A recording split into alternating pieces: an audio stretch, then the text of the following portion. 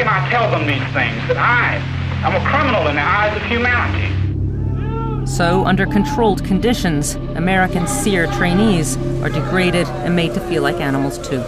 Ultimately, somebody would break down, the resistance would break down, so they become actually psychologically dependent on the interrogator. Breaking them down physically, psychologically, and emotionally. That's precisely what the goal is. The SEER program was never meant to be reversed and turned into a model for actual interrogation, but that's exactly what happened. Donald Rumsfeld's legal office requested information from the SEER training program.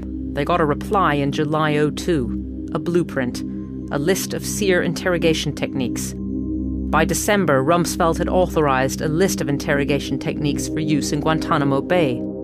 They were remarkably similar. Amongst them, isolation, stress positions, use of dogs.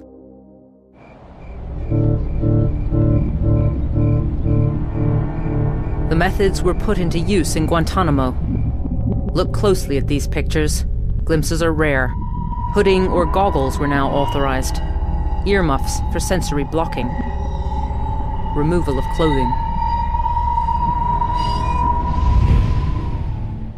In 2003, Colonel Stephen Kleinman was asked by his commanders to train American soldiers in Iraq in interrogations using his SEER expertise. He refused.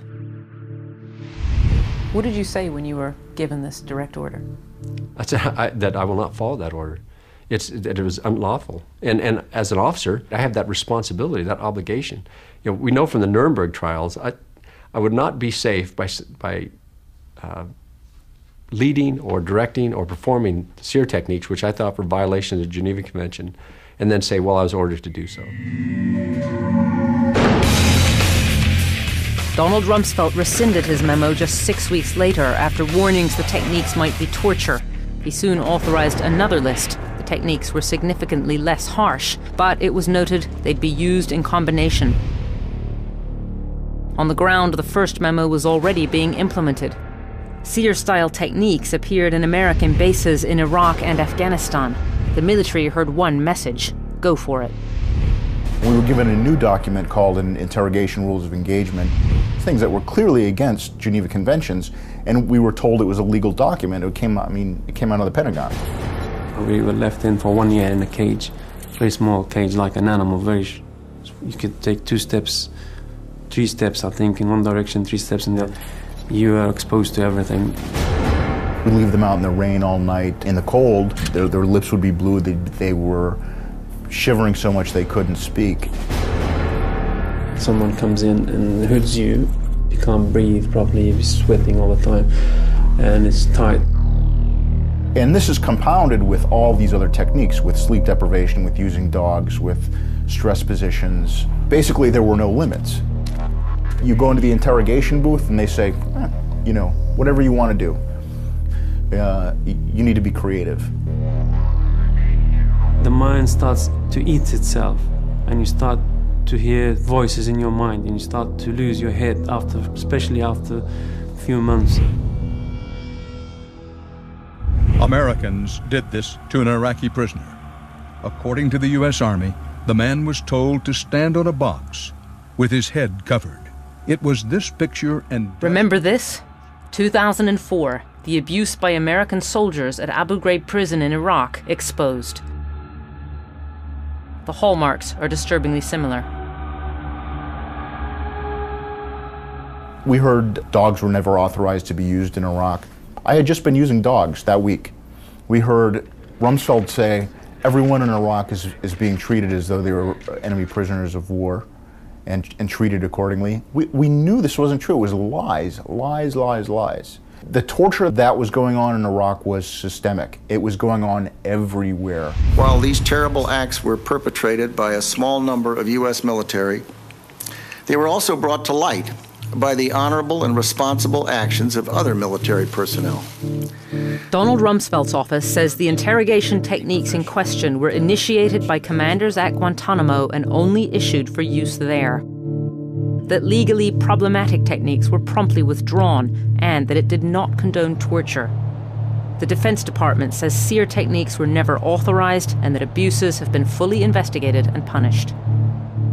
But the Senate report implicates Donald Rumsfeld directly in what happened in Abu Ghraib and in abuses across American military bases.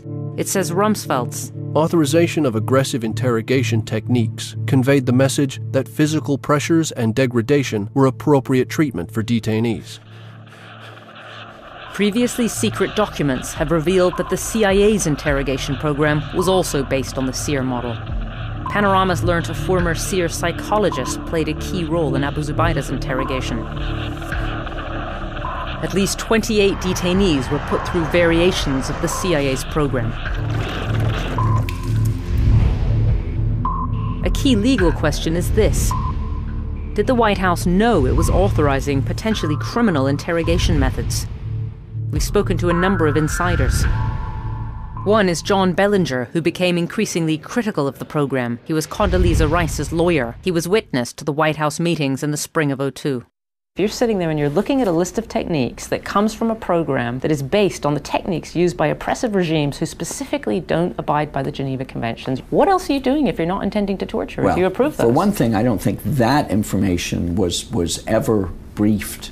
They were certainly not told in that way to the White House or to members of Congress that, well, here's the pro and here's the con. The pro is maybe we can get useful information. The con is you should know that the techniques that are being used have actually been reversed engineered from the Chinese. Oh, so you're saying they didn't know about the origins of this training program? Right. But the paper trail shows Donald Rumsfeld could have known early on. The SEER training program sent his legal office paperwork listing its interrogation methods. In one memo, the word torture was used repeatedly. It noted that prisoners may comply as a result of the threat of torture, but warned clearly that torture often doesn't work. By 2006, the public was all too aware of the abuse, and the question of torture became unavoidable. John Bellinger, one internal critic, had warned senior officials the CIA's techniques might violate laws on war crimes. Condoleezza Rice, he said, ultimately tried to end the program, which has now been shut down. But Vice President Cheney still defends it today. He says it worked. And now the CIA says over 50 members of Congress were briefed in the last 7 years on elements of its tactics. We were told by CIA that there was no objection. In fact, that some members said, are you doing everything that you can? And that continued for the duration of the program. The CIA's version has been disputed amidst allegations it misled Congress and concealed information. But the net of responsibility is spread wide, and America is furiously trying to work out who to blame. Anything that was legal and was going to make this country safer, the president wanted to do. Nothing that was illegal and nothing that was going to make the country less safe. 3,000 Americans died in the Twin Towers and in the Pentagon. 500,000 died in World War II. No, and yet we did not torture the prisoners of war. And we didn't torture anybody here either. All right? We tortured them in Guantanamo Bay. No, dear, you're wrong. All right, you're wrong. Bush administration officials still maintain that they did nothing wrong because everything had been okayed by their lawyers. But what if the deed was done before the lawyers approved it? Panorama has dug up a piece of information that could be deeply incriminating. The former CIA agent, John Kiriakou, told us Abu Zubaydah was waterboarded well before the lawyers signed off on it in August 2002. When was he waterboarded? To the best of my recollection, that would have been at the very end of May or the very beginning of June of 2002. And how were you following his interrogation? The regular cable traffic that was coming in on his interrogations. So I was reading about it as it was coming in. Are you 100% certain that this waterboarding took place before August? Oh, yes, I am. I had moved on to another job by August and was no longer associated with counterterrorism. So what I was reading related to Abu Zubaydah all took place before the 1st of August. So after August, you simply wouldn't have seen the cables? Right. The CIA denies this, but wouldn't tell us the date when the waterboarding did start. It's a tightly guarded secret, and we could not corroborate Kiriakou's account. It will be seized on by those who want charges brought. not least because Kyriakou has been criticized for being so loyal to the CIA. It's huge. That's a huge development. The Justice Department or any prosecutor brought a case against people that were involved in those interrogations in June 2002, and if waterboarding was being used then, there's no one who'd be able to say that they were relying on a legal opinion, because there was no legal opinion at that point to rely upon. What if they were given oral advice or drafts of the August legal memos that spring? That's not the way the law works. It's not the way the law works in the United States. It's not the way the law works anywhere in the world. Simply having a lawyer in the room saying it's okay isn't a defense, or isn't much of a defense anyway. We presented John Bellinger with our new information. Well, if that's true, that would be a stunning development.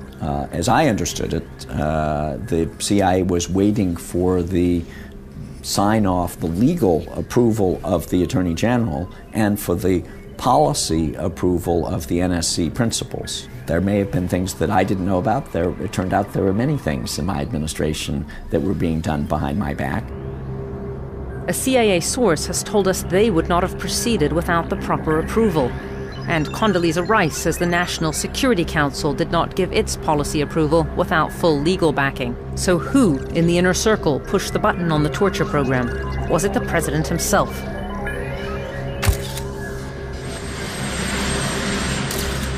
Panorama's been told that a document signed by the president 6 days after 9/11 broadly authorized the CIA to begin interrogations, and that a tight clique, including President Bush and the director of the CIA, George Tenet, gave the go-ahead for the actual program. I've been told by competent people who ought to know, both retired and in the agency today, that the president simply worked it out with DCI Tenet. Before the legal sign-off, John Kyriakou was in a CIA meeting. Abu Zubaydah's waterboarding was being discussed, and so he says was a presidential document. We were talking about the results of the interrogation. So this was a meeting in the CIA of senior people, senior people, and somebody was reporting that Abu Zubaydah had been waterboarded, and he was giving us actionable information. And this officer kind of leaned back in his chair and said, "I can't believe the president signed that memo." And then said it again about 15 minutes later. "I can't believe the president signed that memo." And I remember thinking to myself, I guess it's a different ballgame now. You know, something's changed. Panorama hasn't been able to confirm the existence of this document with another source. That may be because we've hit on one of the darkest secrets of the Bush years. We may never find, even in 25 years when the classification comes off, we may not ever find any documentation for this decision having been made. Hilary Andersson reporting there. Now, President Obama has indicated that he does not want to prosecute those responsible for any of this, although he has left the door open for action against the lawyers involved. However, keeping a lid on the controversy could be difficult. There is already a fierce battle going on behind the scenes over the release of more photos of detainees being abused. It's feared they could seriously damage the president's attempts to repair his country's image abroad. Next week, save our steel from South Wales to India. How 3 workers set out to